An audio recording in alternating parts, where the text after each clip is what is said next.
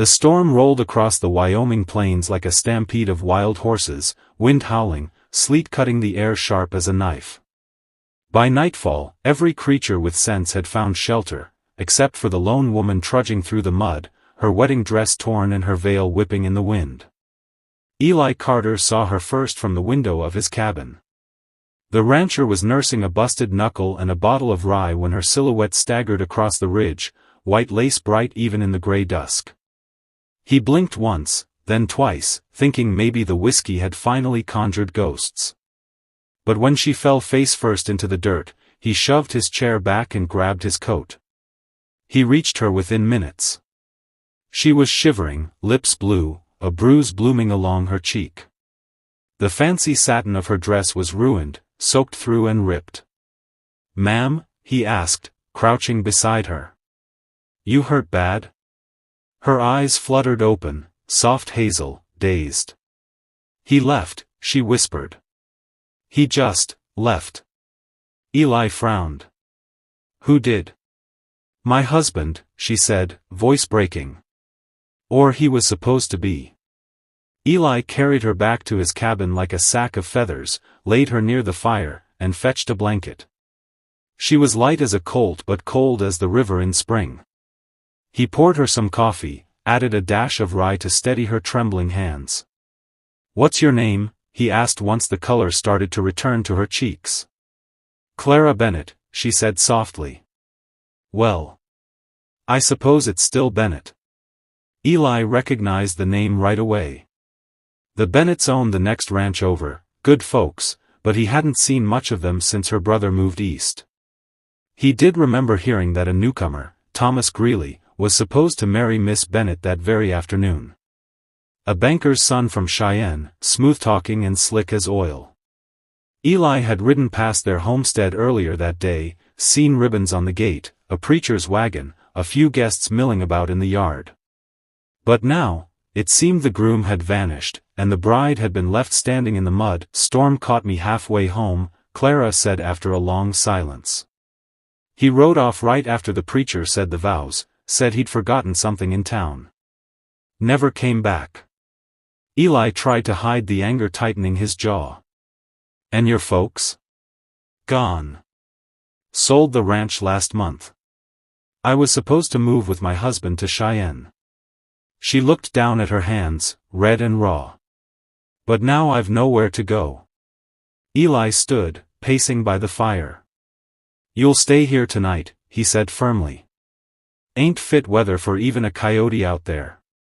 "I don't want to impose." "You ain't," he said. "A man leaves a woman alone in a storm, that's on him, not you." That night, the wind screamed across the plains, but inside Eli's cabin, the fire glowed steady and warm. Clara slept on his cot while he took the chair by the hearth, hat pulled low over his eyes. In the flicker of the firelight, he studied her face, delicate but lined with quiet strength. She wasn't some fragile city belle, she had the look of a ranch girl who knew hard work. He remembered her as a child, racing horses along the fence line, laughing like she owned the world. Now she was grown and broken-hearted, and he felt something stir inside him he hadn't felt in years. Not desire, exactly, but a fierce kind of protectiveness. By morning, the storm had passed. The plains glistened under a thin crust of ice, sunlight bright as polished brass.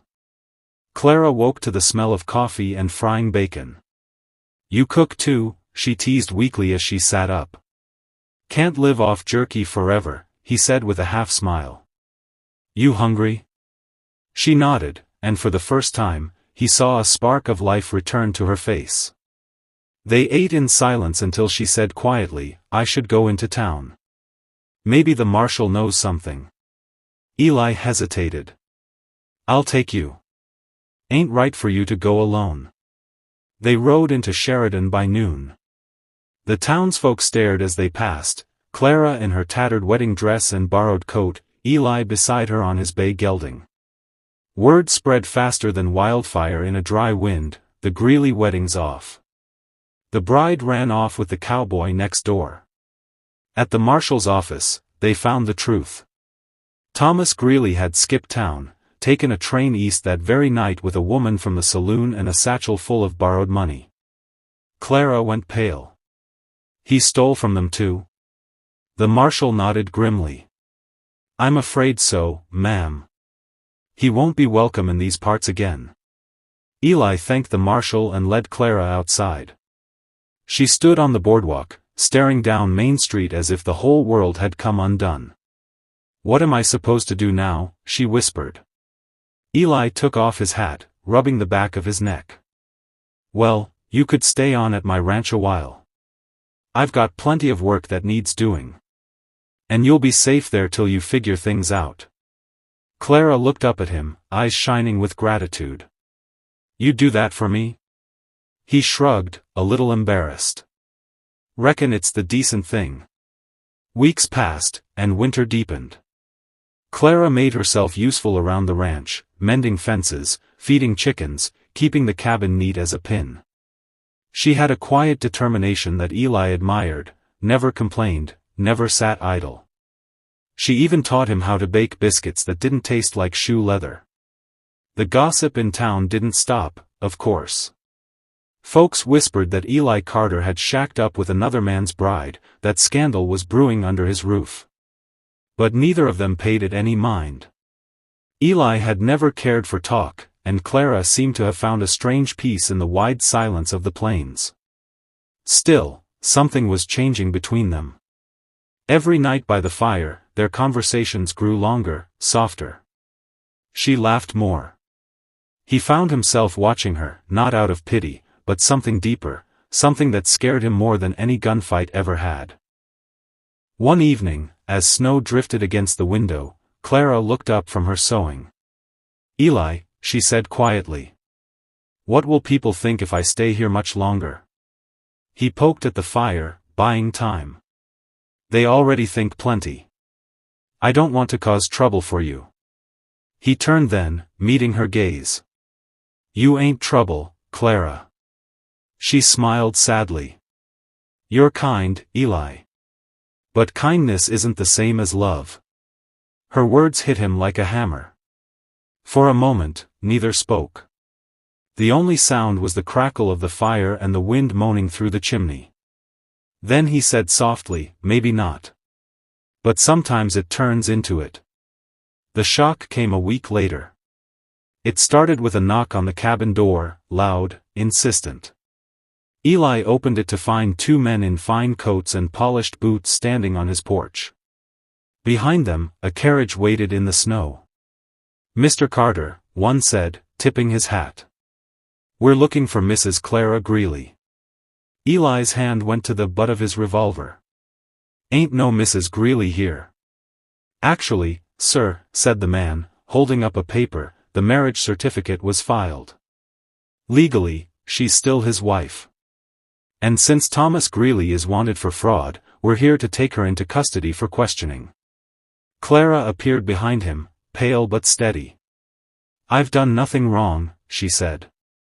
Then you've nothing to fear, the man said smoothly. But you'll have to come with us. Eli stepped between them. You're not taking her anywhere till she talks to the marshal. The men exchanged glances. You'd best not interfere, Carter. Then I reckon you'd best get off my land, he said, voice low and dangerous. They backed down, but not before one of them muttered, You'll regret this, cowboy. That night, Clara was shaken. You shouldn't have done that, she said. They'll come back.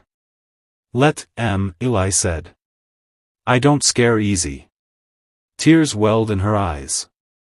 You don't understand, if they think I was part of what he did. Then we'll prove you weren't, he said firmly. You're not alone anymore, Clara. And for the first time, she believed him. In spring, the truth finally came out. Thomas Greeley was caught in Kansas, drunk and penniless. He confessed that Clara knew nothing of his schemes, that he'd married her only to gain access to her family's land and then run when his crimes caught up to him. The town that had once whispered behind their backs now whispered in awe.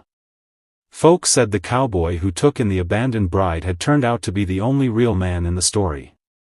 When the marshal came by with the news, Eli found Clara by the fence line, sunlight tangled in her hair. "It's over," he said quietly. "You're free." She smiled, a real smile this time, warm as the spring thaw. "Then I reckon I ought to start thinking about what comes next." Eli looked out across the plains. "You could stay, if you wanted. Ranch could use another hand." She stepped closer, eyes glinting.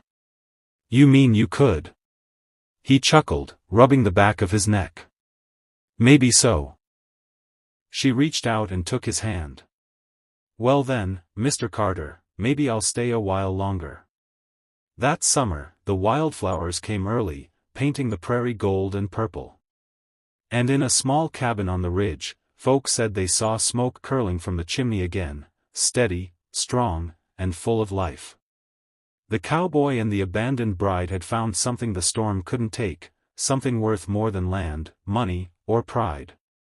Love, born from kindness. And that, more than anything, shocked everyone.